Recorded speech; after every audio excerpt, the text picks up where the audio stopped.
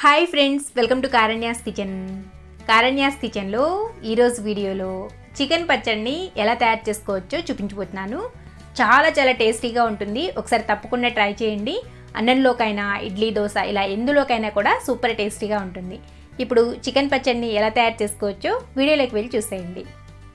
Chicken పచ్చడిని prepare చేసుకోవడానికి ముందుగా చికెన్ని తీసుకోండి.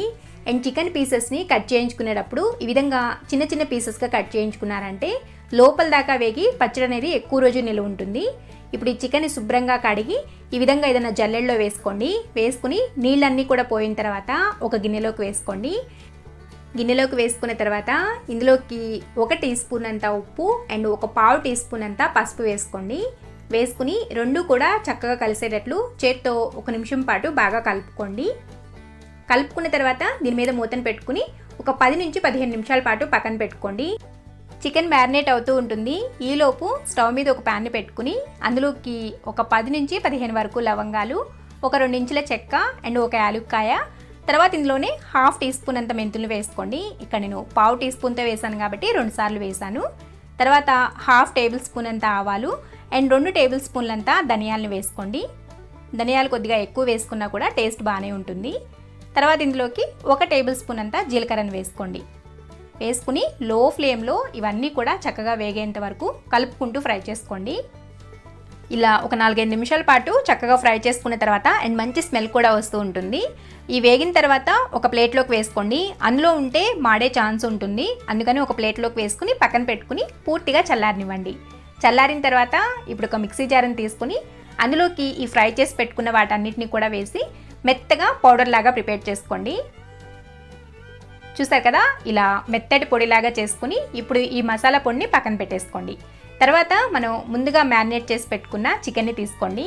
మీరు దీన్ని ఉడికించుకోవడానికి మీరు ఎందులో అయితే గిన్నె ఉడికించుకోవడానికి కరెక్ట్గా ఉంది అని అంటే దానిలోనే పెట్టేసుకోవచ్చు. ఇక్కడ నేను మీకు చూపించడానికి సపరేట్గా గిన్నెలో చేశాను కాబట్టి నేను వేరొక గిన్నెలోకి షిఫ్ట్ చేస్తున్నాను. ఇలా గిన్నెలోకి వేసుకుని దీన్ని తీసుకెళ్ళి స్టవ్ మీద పెట్టి హై ఫ్లేమ్లో అందులో ఉంచి నీళ్ళు వస్తాయి. ఆ నీళ్ళన్నీ కూడా ఎగిరిపోయేంత వరకు మధ్యలో కలుపుకుంటూ ఉడికించుకోవాలి. సిమ్లో కానీ మీడియంలో కానీ పెట్టద్దు, ఫుల్ హై ఫ్లేమ్లో పెట్టి ఉడికించుకోండి. ఇలా ఇందులో వచ్చిన నీళ్ళన్నీ కూడా ఎగిరిపోయేంత వరకు మధ్యలో కలుపుకుంటూ ఉడికించుకోవాలి. చెప్పాను కదా, హై ఫ్లేమ్లో మాత్రమే పెట్టుకోవాలి. ఈ విధంగా నీళ్ళన్నీ కూడా ఎగిరిపోయిన తర్వాత ఇప్పుడు ఉడికించి పెట్టుకున్న చికెన్ను పక్కన పెట్టేసుకోండి. తర్వాత స్టవ్ మీద ఒక బాండీని పెట్టుకుని అందులోకి 1/2 లీటర్ వరకు శనగ నూనెను పోసుకోండి. 1 కేజీ చికెన్కు 1/2 లీటర్ నూనె అనేది కరెక్ట్గా సరిపోతుంది. అండ్ ఇక్కడ మీరు కంపల్సరీగా శనగ నూనెనే వాడండి, గ్రౌండ్నట్ ఆయిల్ని. అదే మీకు మంచి టేస్ట్ వస్తుంది పచ్చడికి. తర్వాత నూనె బాగా కాగాలి. నూనె కాగిన తర్వాత ఇందులోకి మనం ముందుగా ఉడికించి పెట్టుకున్న చికెన్ను కొద్దిగా వేసుకోండి. 2 సార్లుగా ఫ్రై చేసుకున్నారంటే చక్కగా బాగుంటుంది. మొత్తం ఒకేసారి వేసుకున్నా కూడా చక్కగా ఫ్రై అవ్వు అన్ని పీసెస్. ఇలా చికెన్ పీసెస్ వేసుకున్న తర్వాత హై ఫ్లేమ్లోనే ఇవి ఎర్రగా క్రిస్పీగా వేగేంత వరకు ఫ్రై చేసుకోండి. అండ్ ఇక్కడ నేను మీకు ఫ్రై చేసిన తర్వాత చూపిస్తున్నాను చూడండి, ఈ విధంగా రెడ్ కలర్ వచ్చేంత వరకు ఫ్రై చేసుకోవాలి. ఇలా ఫ్రై చేసుకున్న చికెన్ పీసెస్ని ఒక గిన్నెలోకి వేసుకుని పక్కన పెట్టుకోండి.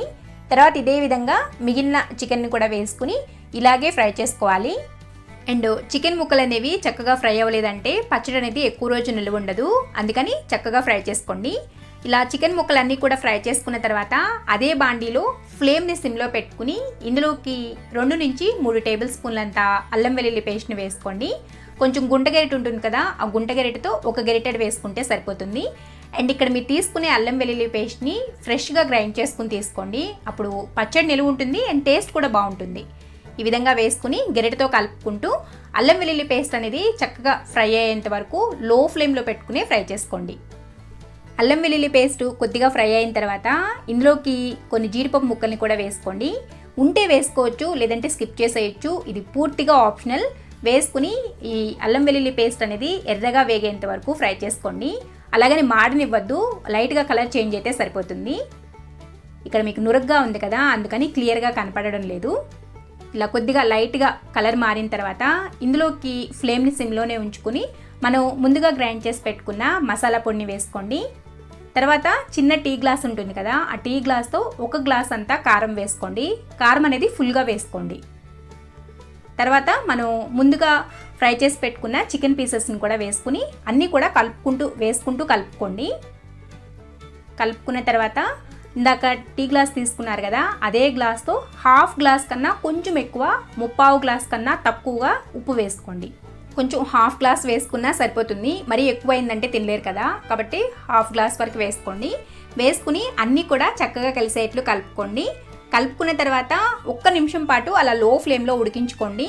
మీకు మరీ మాడిపోతుంది అని అంటే స్టవ్ ఆఫ్ చేసేసేయండి వెంటనే, లేదంటే 1 నిమిషం పాటు ఉడికించుకోండి.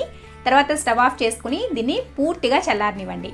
చల్లారిన తర్వాత ఇందాక టీ గ్లాస్ తీసుకున్నారు కదా, అదే గ్లాస్తో ముప్పావు గ్లాస్ నుంచి 1 గ్లాస్ వరకు నిమ్మరసం వేసుకోండి. ఇక్కడ నిమ్మరసం అనేది మీరు తినే పులుపుకి తగ్గట్లుగా వేసుకోండి.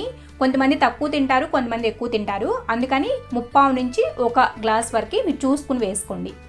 ఇలా నిమ్మరసం వేసుకుని కలుపుకున్న తర్వాత ఎమ్మీగా టేస్టీగా ఉండే చికెన్ పచ్చడి అయితే రెడీ అయిపోయింది. అన్నంలోకి అయితే సూపర్గా ఉంటుంది. అండ్ దీన్ని ఇలాగే పెట్టుకోకుండా ఏదైనా గాజు సీసాలో కానీ లేదంటే ప్లాస్టిక్ డబ్బాలో కానీ పెట్టుకుని స్టోర్ చేసుకున్నారంటే 1 నుంచి 2 నెలల వరకు బయటే స్టోర్ చేసుకోవచ్చు, ఫ్రిడ్జ్లో పెట్టుకోవాల్సిన అవసరం ఏం లేదు. చూసారు కదా, చాలా సింపుల్ అండ్ చాలా టేస్టీ అయిన చికెన్ పచ్చడిని ఎలా తయారు చేసుకోవచ్చు. మీరు కూడా మీ ఇంట్లో తప్పకుండా ట్రై చేస్తారని అనుకుంటున్నాను. ట్రై చేసిన తర్వాత మీకు ఎలా వచ్చిందో కూడా కింద కామెంట్ సెక్షన్లో కామెంట్ చేసి చెప్పండి. మీకు ఈ వీడియో కానీ నచ్చినట్లయితే వీడియోని లైక్ చేయండి. ఈ వీడియోని మీ ఫ్రెండ్స్కి, రిలేటివ్స్కి షేర్ చేయండి. మరిన్ని యమ్మీ అండ్ టేస్టీ రెసిపీస్ కోసం కారణ్యాస్ కిచెన్ని సబ్స్క్రైబ్ చేసుకోండి. అండ్ పక్కనే ఉన్న గంట సింబల్ని కూడా నొక్కండి. Thanks for watching.